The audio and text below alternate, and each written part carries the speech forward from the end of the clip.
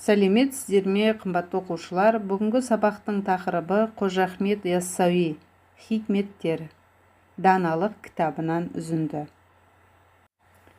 Сабақтың мақсаты әдеби шығарманың идеясы мен пафосын ұлттық мүдде тұрғысынан ашу, автор бейнесі мен кейіпкерлер қарым-қатынасының тілдік көрінісін талдау. Бағалау критерийлері: әдеби шығарманың идеясы мен пафосын ұлттық мүдде тұрғысынан аша алады. Автор бейнесі мен кейіпкерлер қарым-қатынасының тілдік көріністеріне талдау жасай алады. Ал оқушылар, біз өткен сабақта Қорқыт атаның өмірімен, Қорқыттан қалған аңыздармен, оның кітабындағы кейіпкерлермен негізгі мағлұмат алып, танысып шықтық. Бүгін біз жаңа тақырып Қожа Ахмет Яссауидің өмірімен, Қожа Ахмет Яссауидің қалдырған еңбегімен жіті танысамыз. Таныспас бұрын мына видеороликке көңіл аударайық.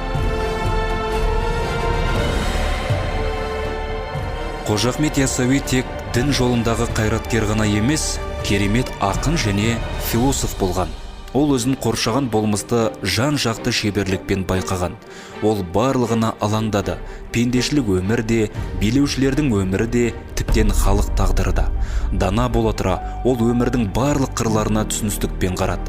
Сыртқы жағдайды қалай ойлау, ішкі жағдайда табиғаттың жоғары рухымен байланысы бар діни қызметкер ретінде.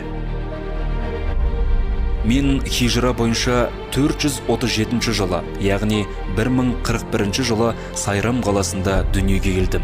7 жасқа толғанда анам мен әкемнен айырылдым. Мені Арыстанбабқа оқуға жіберді. Менің өмір жолым Яссы қаласымен тікелей байланысты.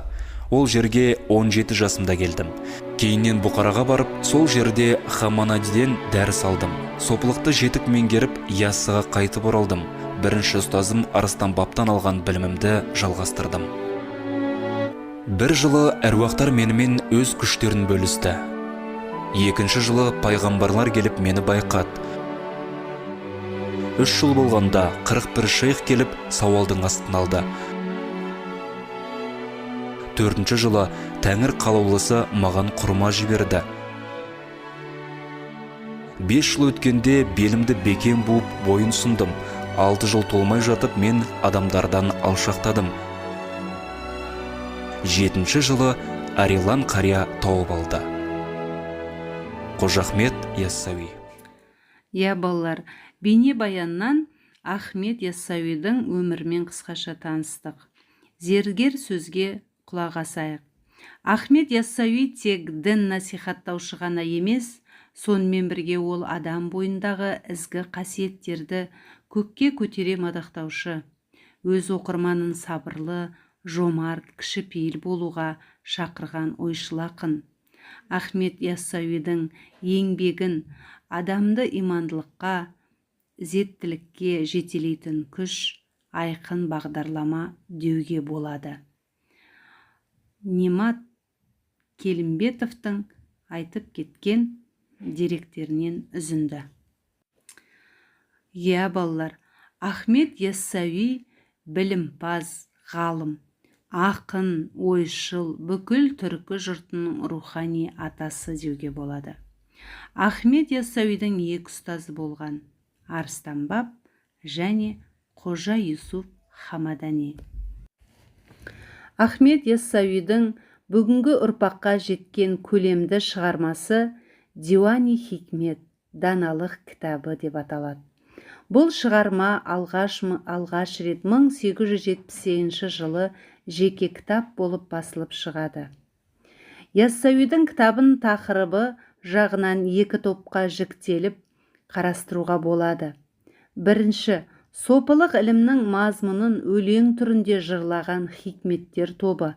Екінші, ақынның өз кезіндегі дәуір, қоғам бейнесін жасайтын лирикалық шығармалары.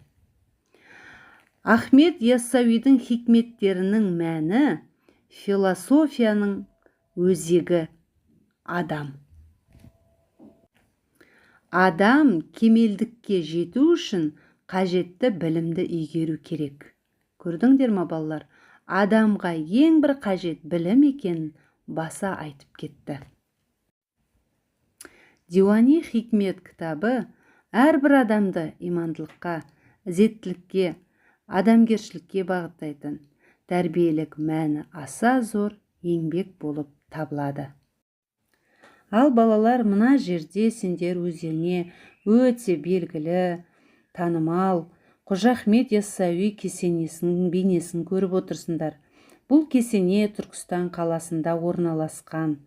Кесененің ұзындығы 65,5 метр, ені 46,5 метр екен. 35 бөлмеден тұратын өте зәулім кесене. Бүкіл дүние жүзіне әйгілі. Дәл қазіргі уақытта балалар жақсы жөндеуден өтіп жатыр. Сондықтан да кесенені көріп тамашалау біздің міндетіміз. Сонымен қатар сұрақтарды қойып, өз білімдеріңді тексеріп шығыңдар. Ал енді осы сұрақтардың нақты жауабын салыстырып, білімдеріңді бағалап шығыңдар. Сонымен қатар кітаптарыңыздағы сөз маржанға көңіл аударып, дәптерлеріңе, сөздік дәптерлеріңе жазып алуларыңа болады. Әрбір сөздің мағынасына көңіл аударыңдар. Берілген тапсырмаларды мұқият орындаңдар. Сабақ барысында міндетті түрде сұралады балалар. Сонымен сабағымыз аяқталды. Көңіл қойып тыңдағандарыңызға үлкен рахмет.